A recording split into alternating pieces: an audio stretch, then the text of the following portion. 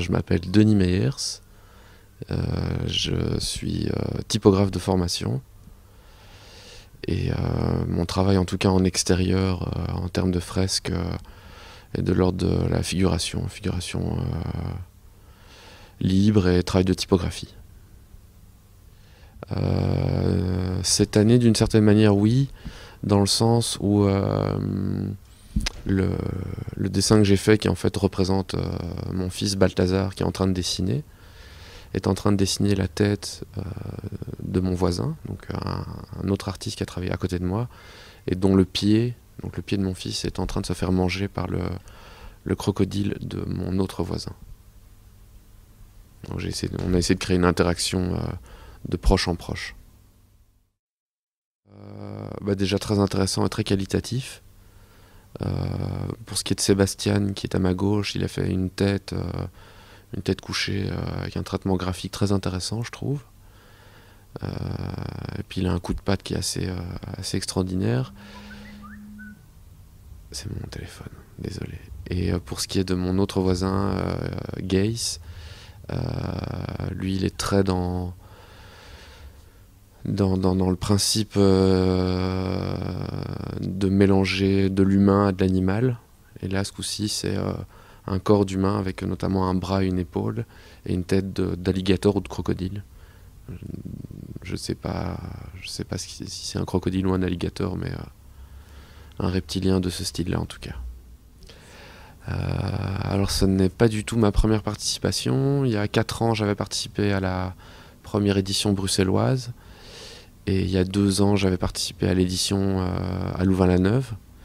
La première année, j'avais travaillé seul dans un énorme hangar où il y avait d'autres artistes, mais mon travail était seul. Il intervenait un peu sur le travail des autres, mais c'était plus un travail personnel.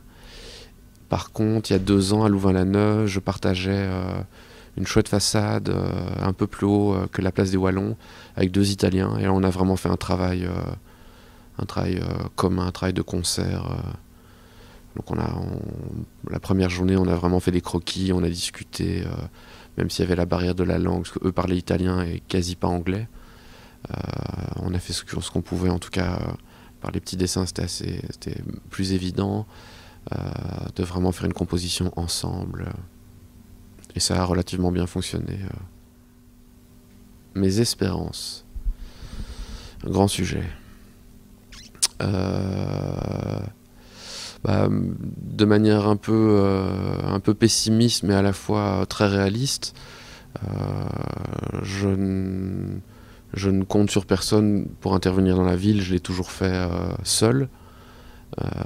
Et je me suis toujours arrangé pour trouver des murs ou trouver des associations avec lesquelles je pouvais travailler pour proposer des murs. Ça fait 7 ou 8 ans que je travaille pour la prévention SIDA, la plateforme prévention SIDA à Bruxelles, pour laquelle j'ai fait les premières années des fresques relativement éphémères, soit sur des palissades, soit sur des panneaux ou des murs construits avec des caisses en carton. Et au bout de quelques années, j'ai fait la demande et je leur exprimais le fait que j'avais vraiment l'envie qu'on essaie de trouver des murs un peu plus pérennes, un peu moins éphémères. Et ça s'est fait parce qu'on a fait notamment en 2009, juste à côté de la Grand Place, vraiment à 20 mètres de la Grand Place de Bruxelles, une fresque pour la prévention SIDA qui ne devait rester que 3 mois. Finalement elle est restée jusqu'en 2014, et en 2014 on a fait sur le même mur sur la même palissade un autre projet, toujours pour la plateforme Prévention SIDA, en 2012, pardon. Donc 2009, première édition, 2012, deuxième édition.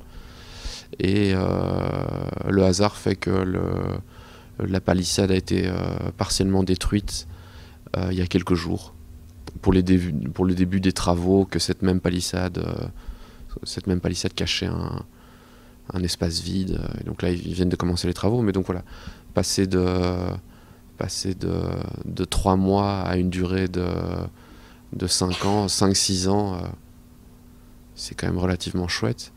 Et puis on a fait une autre fresque de nouveau pour la même association, et là je l'ai faite avec un autre artiste qui s'appelle Arnaud Cole, et là on l'a faite sur un mur appartenant au CPS dans le quartier des Marolles, juste à côté du CHU Saint-Pierre. Donc voilà, si des gens ont vraiment envie de peindre en ville, il y a la manière illégale, qui n'est pas trop ma tasse de thé, et puis il y a la manière légale, et là il suffit de se bouger, et puis d'essayer de contacter les bonnes personnes, mais c'est clairement pas venant des institutions officielles, que ce soit la commune ou la ville en elle-même, que l'initiative sera prise. Donc voilà, il faut se débrouiller seul. Ou s'associer à des projets comme Cosmo, qui sont quand même soutenus par la ville, évidemment, mais la prise d'initiative, c'est plus des choses personnelles ou venant d'ASBL ou de petits projets.